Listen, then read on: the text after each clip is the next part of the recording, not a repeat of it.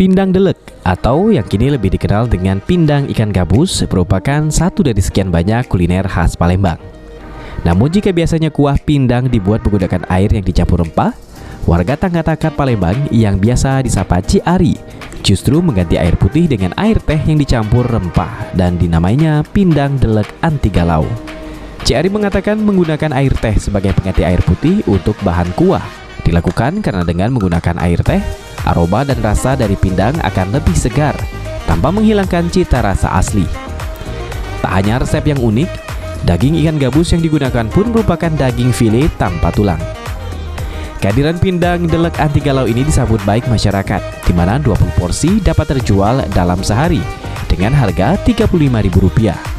Tak hanya dapat dinikmati warga Palembang, pindang delek ini pun sudah dibuat versi instan sehingga dapat dikirim ke luar kota.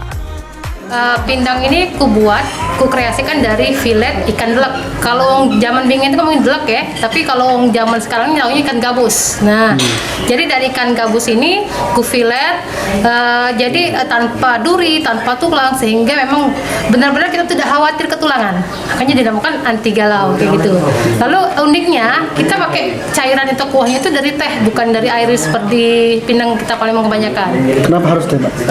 Iya, karena teh ini ingin menciptakan kreasi, namanya kreasi ya, mengkreasikan tapi tanpa meninggalkan cita rasa pindang Palembang itu sendiri. Jadi rasanya gimana? Beda sama yang lain? Beda, kalau dengan kuah teh ini lebih unik dan rasa itu aroma itu lebih segar. Sementara itu penikmat pindang delek anti galau, Wida mengatakan dengan campuran teh, pindang delek ini terasa lebih nikmat karena memiliki sensasi yang berbeda dari pindang pada umumnya.